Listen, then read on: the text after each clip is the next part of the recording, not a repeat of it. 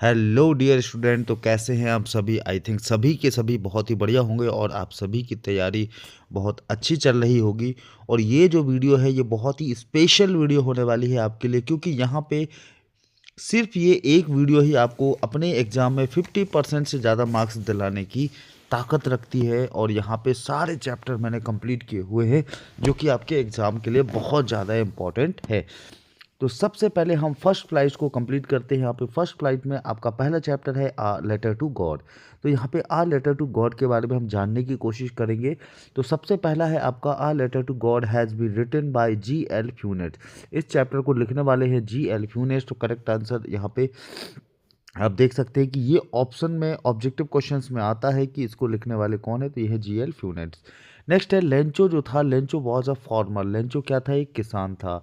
Lencho house was situated on the crest of a low hill, यानी पहाड़ी की, छोटी पहाड़ी की टॉप पर यहाँ पे था। बहुत सारे इस तरीके से पहाड़ होंगे और उन पहाड़ में जो छोटी पहाड़ी है उसके टॉप पर क्या था, लेंचो का घर था।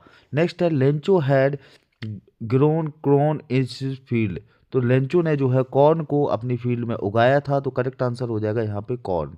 नेक्स्ट है Lencho compare the large raindrop with new coins. तो क्वेश्चन बनता है लेंचो ने न्यू कॉइन्स को किससे कंपेयर किया था, तो रेनड्रॉप्स को कंपेयर किया था उसने। नेक्स्ट क्वेश्चन है यहाँ पे Lencho hoped for good harvest. Lencho को क्या उम्मीद थी कि बहुत अच्छी यहाँ पे उसकी फसल होगी। नेक्स्ट है आपका hello stone destroyed Lencho field. जो हेल लेंचो की फील्ड को जो डिस्ट्रॉय किया था वो किया था हेल स्टोन ने, यानी ओला वृष्टि ने। और नेक्स्ट है the field looked at if it was covered with salt. पूरी का पूरा जो लेंचो का खेत था वो ऐसा लग रहा था जैसे कि सॉल्ट से कवर हो गया हो, यानी नमक से कवर हो गया हो। Lencho soul was filled with sadness. जैसे ही लेंचो को ओलावृष्टि में पूरे की पूरी फसल बर्बाद हो गई थी तो लेंचो जो है पूरे तरीके से सैडनेस से भर गया था। नेक्स्ट है Lencho need money to save his family for hunger. Lencho ने गॉड को लेटर लिखा था पैसे के लिए। तो वो पैसा क्यों चाहिए था उसे, तो उसे चाहिए था सेव हिज फैमिली को, उसकी फैमिली को भूख से बचाने के लिए। नेक्स्ट है Lencho wrote a letter to God. Lencho ने किसको लेटर लिखा था, गॉड को लेटर लिखा था। और इसके बाद Lencho asked for 100 pesos from God. Lencho ने गॉड से 100 पीसोस की डिमांड की थी। The post master read the letter. ये एक क्वेश्चन आपके एग्जाम में आता है कि हु रीड द लेटर, तो पोस्ट मास्टर ने लेटर को यहाँ पे रीड किया था। नेक्स्ट है 70 pesos were arranged by the post master. Post master ने 70 पैसे ही अरेंज कर पाए थे। Lencho had complete faith in God. Lencho को पूरा गॉड के ऊपर क्या था, विश्वास था। Lencho got only 70 pesos. Lencho ने गॉड से मांगे 100 पीसोज थे, लेकिन लेंचो को रिसीव कितने हुए थे, लेंचो को रिसीव हुए थे 70। जिस बात पे लेंचो क्या हो गया था, एंग्री हो गया था। और उसी एंग्री होने पर लेंचो ने क्या कहा था, लेंचो को ऐसा फील हुआ था कि वहाँ पे जो बाकी के 30 पैसे हैं, क्योंकि गॉड तो गलती कर नहीं सकते, तो बाकी के 30 पैसे हैं शायद पोस्ट ऑफिस के एम्प्लॉयज़ ने क्या कर लिए, चुरा लिए। इसने इसलिए उसने पोस्ट ऑफिस के एम्प्लॉयज़ को बंच ऑफ क्रूज कहा था, यानी बदमाशों का समूह कहा था। अब बात करते हैं चैप्टर नंबर 2 की, जिसका नाम है Nelson Mandela long walk to freedom. तो यहाँ पे अगर इस चैप्टर को लेके बात करें तो इस चैप्टर से रिलेटेड जो भी इंपॉर्टेंट क्वेश्चन बनते हैं उन सारी हेडिंग्स को यहाँ पे हमने एक्सप्लेन किया हुआ है। तो बात करते हैं सबसे पहले हेडिंग की। तो सबसे पहले हेडिंग है apartheid is a political system that separate people according to their race. तो यहाँ पे क्या है, पॉलिटिकल सिस्टम से अलग काम करने वाले की बात की गई है। Mandela spend 30 year in a prison. Mandela जो है, मंडेला ने 30 साल जेल में गुजारे हैं। तो यहाँ पे ध्यान देना है आपको, मंडेला ने कितने साल जेल में गुजारे हैं, 30 साल। ऐसा क्वेश्चन एग्जाम में आता है। Mandela become the first black president of new nation. अब देखो ये चैप्टर इंपॉर्टेंट क्यों है, क्योंकि फर्स्ट ब्लैक प्रेसिडेंट थे कौन, मंडेला, साउथ अफ्रीका के। नेक्स्ट है the inauguration ceremony took place in union building amphitheatre in Pretoria. ये एक इम्पॉर्टेंट क्वेश्चन है, यहाँ पे ध्यान देना आपको कि इनॉग्रेशन सेरेमनी कहाँ पे हुई थी, तो ये हुई थी union building amphitheatre in the Pretoria. Next है according to Nelson Mandela courage mean triumph over fear. ये एक क्वेश्चन है, आप बिल्कुल लिख के ले लीजिए कि ये क्वेश्चन आता ही आता है। What did mean courage in according to Mandela, यानी मंडेला के अकॉर्डिंग करेज का मतलब क्या है, तो वो है ट्रम्प ओवर फियर। अगले पॉइंट की तरफ बढ़ते हैं। तो अगला पॉइंट है हमारा Mandela join African National Congress. अब मंडेला ने कौन सी पार्टी ज्वाइन की थी? तो उन्होंने ज्वाइन की थी अफ्रीकन नेशनल कांग्रेस पार्टी को क्या किया था?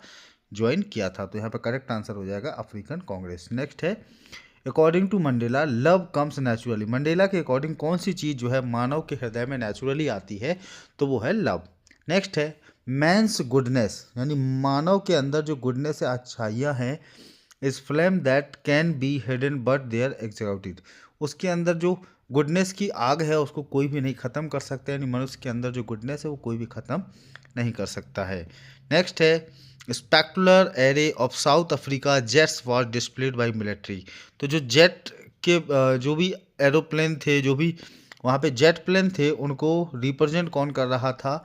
तो वो कर रहा था यहाँ पे आर्मी, यानी मिलिट्री जनरल जो थे वो क्या कर रहे थे? आर्मी की झांकियाँ वहाँ पे दिखा रहे थे। नेक्स्ट है Nelson Mandela was accompanied by his daughter. Nelson Mandela किसके साथ आई थी? तो वहाँ पे उनकी डॉटर थी, और उनकी डॉटर का नाम क्या था? तो डॉटर का नाम था जेनानी। एक इंपॉर्टेंट क्वेश्चन है कि नेल्सन मंडेला की डॉटर का नाम क्या था। नेक्स्ट है a man who take away freedom another man. एक व्यक्ति जो दूसरे व्यक्ति की फ्रीडम को छीनता है उसे क्या कहते हैं? तो मंडेला के अकॉर्डिंग उसे कहते हैं प्रिजनर ऑफ हेटर्ड, यानी घृणा का कैदी। तो यहाँ पे ये एक इम्पॉर्टेंट पॉइंट आपके लिए एग्जाम के लिए हो जाएगा। और यहाँ पे आपका नेल्सन मंडेला चैप्टर कंप्लीट होता है और बढ़ते हैं नेक्स्ट चैप्टर की तरफ। थोड़ा बच्चों ये वीडियो जो है थोड़ा सा लंबा हो सकता है, क्योंकि यहाँ पे मैं एक ही वीडियो में सारे चैप्टर कंप्लीट कर रहा हूँ, इस वजह से ये वीडियो लंबा है। पर आप अगर पूरा एक वीडियो देख लेंगे तो आप ये समझिए कि आपके एग्जाम के लिए बहुत अच्छी तैयारी यहाँ पे हो जाएगी। नेक्स्ट है टू स्टोरी ऑफ फ्लाइंग।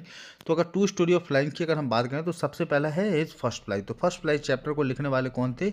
लीम ओ फ्लैटहेटी। तो यहाँ पे करेक्ट आंसर है लीम ओ फ्लैटहेटी। नेक्स्ट अगला पॉइंट है the seagull was alone on the ledge of 24 hour. जो सीगल था वो लेज पे यानी कगार पे अकेला कितने समय तक रहा? तो वो रहा था 24 hours according to chapter. Next है ही फील्ड हीट, उसे हीट फील्ड हुआ because he had not eaten since previous last nightfall. क्योंकि उसने पिछली रात से कुछ भी नहीं खाया था, इसलिए उसे बहुत ज़्यादा भूख भी लग रही थी और हीट भी फील हो रहा था। नेक्स्ट है the sight of food made seagull. Seagull को जो मैड बनाया, पागल बनाया था, वो किसने बना दिया था? उस खाने ने बना दिया था, भूख ने बना दिया था। His mother had picked up the piece of fish. Fish का पीस उसके पास कौन लेके आया था? सीगल के पास। तो वो लेके आई थी उनकी माँ। नेक्स्ट है ब्लैक एरोप्लेन। तो ब्लैक एरोप्लेन की अगर हम बात करें तो the writer of the black aeroplane, तो ब्लैक एरोप्लेन के राइटर कौन है? ये थे फ्रेडरिक फोर्सिथ, यहाँ पे इसके राइटर थे। और अगर हम बात करें नेक्स्ट अगले पॉइंट की तो the name of black aeroplane was, तो ब्लैक एरोप्लेन का नाम क्या था? Dakota DS-088। अगला पॉइंट है pilot was returning from France to England. Pilot जो है वो कहाँ से कहाँ जा रहा था? तो फ्रांस से इंग्लैंड की तरफ जा रहा था। Cloud were like black mountain. जो काले काले बादल दिख रहे थे उसे हवाई जहाज उड़ाते समय, वो कैसे लग रहे थे? ब्लैक माउंटेन के जैसे लग रहे थे, यानी जो बड़े बड़े काले पहाड़ों के जैसे। Pilot did not have enough fuel to fly. Pilot के पास क्या था? इनफ फ्यूल नहीं बचा हुआ था फ्लाई करने के लिए। पायलट हैड डिसाइडेड, पायलट ने क्या डिसाइड किया था? ओल्ड डैकोटा से फ्लाइट करना, वो भी स्टॉर्म वेदर में। नेक्स्ट है pilot looked first the compass and stopped to work. तो पायलट ने देखा कि सबसे पहले कंपास जो है उसने काम करना बंद कर दिया। एक इंपॉर्टेंट क्वेश्चन बन जाता है यहाँ से। नेक्स्ट है the aeroplane was lost in the storm. Aeroplane कहाँ गुम हो गया था? एरोप्लेन गुम हो गया था स्टॉर्म में। स्टॉर्म मतलब यहाँ पे तूफान में गुम हो गया था, यानी मिस हो गया था। अगला चैप्टर है वो है from the diary of Anne Frank. Anne Frank की अगर हम डायरी के बारे में बात करें तो इसके राइटर कौन है? तो writer of this lesson Anne Frank. अगर हम एनी फ्रैंक के जन्म की बात करें तो वो हुआ था 12 जून 1929 को हुआ था। और अगर हम एनी फ्रैंक की बात करें तो एनी फ्रैंक कहाँ की थी? तो वो थी जर्मन ज्वेस गर्ल थी, जर्मन की रहने वाली एक लड़की थी और उसकी कहानी थी। Any long awaited friend is her diary. Any का जो लॉन्ग अवेटेड फ्रेंड था वो कौन था? उसकी डायरी थी। और एनी ने डायरी का नाम क्या रखा था? तो वो रखा था किटी। और मिस्टर कीजिंग एनी को क्यों बार बार अवॉइड करते थे? तो क्योंकि उसके टॉकटिव नेचर से, यानी हमेशा बात करती रहती थी। और मिस्टर कीजिंग जो थे वो क्या थे? मैथ सब्जेक्ट के टीचर थे। Paper has more patience than people. Anne ने डायरी पे इतना ज़्यादा भरोसा क्यों किया? तो क्यों किया था? क्योंकि एनी जानती थी कि पेपर के अंदर व्यक्ति की तुलना में ज़्यादा पेशेंस होता है, इसलिए उसने डायरी पर विश्वास करना ज़्यादा सही समझा। The narrator wrote the poem about the duck. तो एनी ने पोएम में किसके बारे में पोएम लिखी थी? डक के बारे में लिखी थी। द टॉपिक ऑफ द ऐसे। तो बार बार जो मिस्टर कीजिंग थे उसको बार बार जो उनके मैथ्स के जो टीचर थे वो उनको बार बार क्या देते थे? होमवर्क देते थे। किस पे ऐसे लिखने को देते थे? तो वो देते थे आज चैटर बॉक्स पे। एनी स्कूल फ्रेंड थी, उनका नाम क्या था? जीएन। Anne died concentration. एनी क्या हुआ? कंसंट्रेशन कैंप में उनकी मृत्यु हो गई थी। Quaking is the boost mean feeling nervous. Quaking is the boost का मतलब होता है feeling nervous. Anne Frank wrote her last essay a funny poem. Any ने अपना जो आखिरी ऐसे लिखा था वो एक फनी पोएम के वे में लिखा था। The diary was given to Anne on her 13 birthday. 13वें जन्मदिन पे उसको डायरी मिली थी। The diary was originally written by Dutch language. जो डायरी थी वो ओरिजिनली डच लैंग्वेज में थी और इसके बाद हमें और आपको ये इंग्लिश में प्रोवाइड कराई गई थी। चले, यहाँ पे ये चैप्टर कंप्लीट होता है। नेक्स्ट चैप्टर की अगर हम बात करें तो नेक्स्ट चैप्टर है ग्लिम्पसेस ऑफ इंडिया। अगर हम इसकी बात करें तो अ बेकर फ्रॉम गोवा, सबसे पहला चैप्टर है इसमें बेकर फ्रॉम गोवा। तो अगर बेकर फ्रॉम गोवा की बात करें तो the reflect Goa colonial past perpetually the influence of Portuguese culture के बारे में इस चैप्टर में बताया गया है। अब यहाँ पे नेक्स्ट है जो पॉइंट है, जो बेकर है वो आते हैं तो किस तरीके की आवाज़ करते थे? तो वो झंग झंग की आवाज़ करते हुए आते थे अपना ब्रेड को बेचने के लिए। जो चिल्ड्रन थे उनको क्या सबसे ज़्यादा पसंद था? उनको पसंद था ब्रेड बैंगल्स। द बेकर वो ट्रेडिशनल ड्रेस नाउन कवाई। बेकर जो ड्रेस पहनते थे उसको क्या कहा जाता था? कवाई कहा जाता था और गोवा में बेकर को पैडर नाम से जाना जाता था। तो ये दोनों ही इंपॉर्टेंट यहाँ पे हो जाते हैं। Jackfruit like appearance is use to describe baker. जो जैकफ्रूट को अपीयरेंस दिया गया तो वो जैकफ्रूट के जैसे कौन लगते थे? वो लगते थे जो गोवा के बेकर थे उनकी फिजिकल बॉडी को कहा गया है। नेक्स्ट है बेकर थे जो वो मंथली अकाउंट कहाँ पे करते थे? दीवालों पे पेंसिल की सहायता से लिखा करते थे। तो वॉल इन पेंसिल, यहाँ पे ये क्या हो जाएगा? पॉइंट आपका इंपॉर्टेंट हो जाएगा।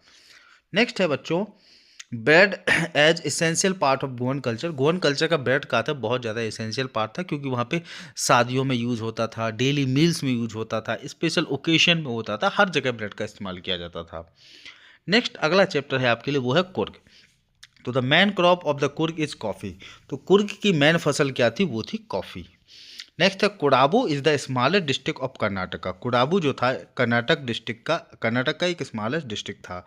कोडाकू में क्या था? हमेशा एवरग्रीन फॉरेस्ट वहाँ पे बने रहते थे और फॉरेस्ट का परसेंटेज जो था तो वो था 30% वहाँ पे फॉरेस्ट थे उसमें कुर्ग में। और कुर्गीज आर पॉसिबली टू ग्रीक और अरबिक। ये माना जाता है कि जो कुर्गी लोग थे वो ग्रीक और अरबों के वंशज थे यहाँ पे। नेक्स्ट है Coorgis are famous for their hospitality. जो कुर्ग के लोग हैं वो अपनी हॉस्पिटैलिटी के लिए बहुत ज़्यादा फेमस है, आदर सत्कार के लिए फेमस थे। The Coorg regiment is the one of the most decorated in Indian army. Kodavas have the permission to carry fire arms without a licence. Kodavas को जो है हथियार रखना बिना लाइसेंस के लिए अलाउ होता है। Kaveri river flow in the Coorg. Coorg से कावेरी नदी गुजरती थी। Brahmagiri hills provide the most scenic view of the Coorg. Coorg में ब्रह्मगिरी हिल्स जो है वो काफ़ी अच्छा सीनरी लुक प्रोवाइड करते हैं। The island of Nisargadhama is the in a Coorg. यहाँ पे अगर रिवर की बात करें तो कुर्ग में कुर्गीस जो है वहाँ पे क्लम्बिंग करते, नोइंग करते थे, रैपलिंग करते थे, ये सारी चीज़ें वहाँ पे देखने को मिलती हैं। Bylakuppe is the India largest Tibetan settlement. मॉस्को, मालाबार, स्क्वैरल्स, लंगूर्स, यहाँ पे बहुत सारे जानवर देखने को मिलते हैं। अगर कुर्ग की लोकेशन की बात करें तो nearest airport of Coorg Mangalore and Bangalore क्या है? उनका नियरेस्ट एयरपोर्ट है। अगर कुर्ग जाने का बेस्ट सीजन की बात करें तो वो है आपका सितंबर टू मार्च। और अगर कुर्ग की बात करें तो कुर्ग को क्या कहा जाता है? लैंड ऑफ रोलिंग हिल्स कहा जाता है। It is said part of Alexander army settle married almost local in Coorg. तो अलेक्जेंडर की जो आर्मी थी वो कुर्ग में आके वहाँ पे बस गई थी, वहाँ पे लोगों से उन्होंने क्या कर ली थी? शादी कर ली थी। तो यहाँ पे ये एक कुर्ग चैप्टर का एक ओवरव्यू आपको यहाँ पे मैंने दे दिया है जो कि एग्जाम के लिए बहुत ज़्यादा इंपॉर्टेंट है। नेक्स्ट है टी फ्रॉम असम। अगर टी फ्रॉम असम की बात करें तो इसको लिखने वाले हैं अनूप कुमार दत्ता। और अगर क्वेश्चन नेक्स्ट की बात करते हैं तो वो बनता है आपका सबसे पहले चाइना में सबसे पहले चाय कब पी गई थी, तो चाइना में पी गई थी 2770 BC में। नेक्स्ट है Assam has the largest concentration of plantation. Assam जो है लार्जेस्ट कंट्रीब्यूट करता है चाय के लिए पूरे वर्ल्ड में। Tea come from Europe in 16th century. Europe से टी जो है 16th सेंचुरी में आई थी। फिर है देखी बारी tea garden is in Assam. देखी बारी टी गार्डन कहाँ पे है, वो है आपका असम में। बौद्ध धर्म was ancient Buddhist ascent in Europe. Europe में ज़्यादातर जो टी है वो किस रूप में पी जाती है, तो वो पी जाती है यहाँ पे मेडिसिन के रूप में ज़्यादातर वहाँ पे पी जाती है।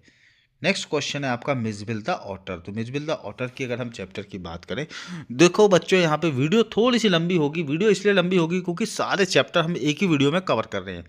अगर हम अलग अलग वीडियोज़ में कवर करते तो फिर आपको वैसी कंडीशन में आपकी जो क्विक रिवीजन है वो नहीं हो पाता। तो यहाँ पे बात करें हम मिसबिल द ऑटर की, तो the author of the Mijbil the otter is Gavin Maxwell. इसके लेखक कौन है, गैविन मैक्सवेल ने ये चैप्टर लिखा हुआ था। और उन्होंने ऑटर कहाँ से बाय किया था, तो उन्होंने अपने दोस्त से ऑटर बाय किया था। In the beginning of the otter was aloof of different. तो जब ऑटर को खरीदा था तो वो क्या था, अलग टाइप का था। ऑथर का सबसे फेवरेट गेम क्या था, मार्बल्स के साथ खेलना। Maxwell call the air hostess the very queen of her kind. उन्होंने एयर होस्टेज को कहा था कि बहुत ही क्वीन मतलब डिसेंट सी वो महिला थी। जब ऑथर ने पहली बार ऑटर को देखा था तो उन्हें लगा कि शायद क्या है, ये एक ड्रैगन है। इसके बाद Tigris rivers has mention in the story Mijbil the otter. Tigris river के बारे में जो है मिसबिल द ऑटर चैप्टर में बात कही गई है। और यहाँ पे ज़्यादा इंपॉर्टेंट इसमें से क्वेश्चन ये, मिज ने जो गेम इन्वेंटेड किया था वो क्या था, पिंग पोंग बॉल से खेलने का। और यहाँ पे चैप्टर का आपका कंप्लीट हो जाता है। नेक्स्ट अगर चैप्टर की बात करें तो नेक्स्ट चैप्टर है मैडम राइड द बस। काफ़ी इंटरेस्टिंग चैप्टर है यहाँ पे। The author of the lesson madam ride the bus is Vallikkannan. इसको लिखने वाली कौन है, बली कर्नम है। बली जो है, बली कर्नम का शॉर्ट नाम था बली। बली जो है 8 साल की लड़की है यहाँ पे।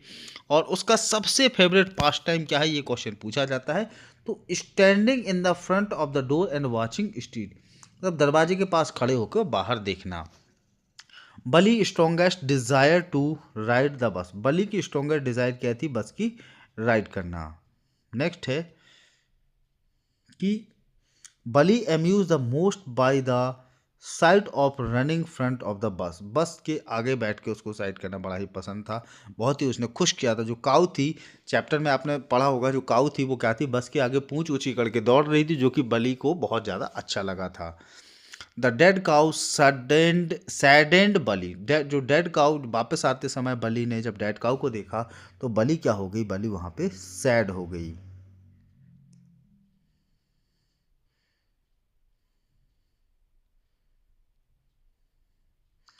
नेक्स्ट है द टाइमिंग की अगर हम बात करें तो बली की मदर की जो टाइमिंग थी वो थी कितनी, 1 से लेके 4। The conductor address the Bali madam. Conductor ने बली को कैसे एड्रेस किया था, तो मैडम बुलाता था वो। द कंडक्टर ऑफर्ड बली। बली को क्या ऑफर किया था कंडक्टर ने, तो सॉफ्ट ड्रिंक ऑफर किया था। और अगर किराए की बात करें बस जर्नी का, तो वो था आपका 60 पैसे।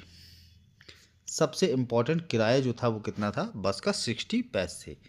ठीक है, एक साइड का किराया था 30 पैसे। एक साइड का वन साइडेड का किराया था 30 पैसे। बस इस चैप्टर में इतना ही था, इससे ज़्यादा इंपॉर्टेंट कुछ भी नहीं। आप इतना अगर पढ़ लोगे तो आपके इजीली इस चैप्टर से 2-3 क्वेश्चन क्लियर हो जाएंगे। नेक्स्ट चैप्टर है द सेरेमन एट बनारस। तो अगर सेरेमन एट बनारस की हम बात करें तो द सेरेमन एट बनारस को लिखने वाले हैं तो हैं बिट्टी रैंसाओ। यहाँ पे Gautam Buddha was the Prince named Siddharth. देखो गौतम सिद्धार्थ का बाद में नाम क्या पड़ा, गौतम बुद्ध। पुराना नाम क्या था गौतम बुद्ध का, सिद्धार्थ। Gautam Buddha wandered 7 year. 7 साल तक उन्होंने क्या किया, तपस्या की। Buddha preached his first sermon city of Banaras. उन्होंने पहला उपदेश कहाँ दिया था, अपना बनारस में दिया था। sermon is a religious discourse. sermon क्या होता है, उपदेश होते हैं जो कि अपने रिलीजियस से संबंधित दिए जाते हैं। Kisa Gotami was sad because her only son died. Kisa Gotami sad क्यों थी, ये क्वेश्चन एग्जाम में आता है। तो इसलिए सैड थी क्योंकि उनका एक लौता पुत्र जिसकी मृत्यु हो गई थी। According to Gautam Buddha the world is afflicted with death and decay. जो वर्ल्ड है वो मृत्यु और जीवन के चक्कर में क्या है, फंसा हुआ है। और बुद्ध को जो ज्ञान की प्राप्ति हुई थी वो कहाँ पे हुई थी, अंडर द पीपल ट्री, याद रखना, under the peepal tree. Next है according to Gautam Buddha those who do not give are voice. और अगर हम बात करें बुद्ध को एनलाइटमेंट, तो बुद्ध को जो ज्ञान की प्राप्ति हुई थी वो 7 दिन बाद हुई थी।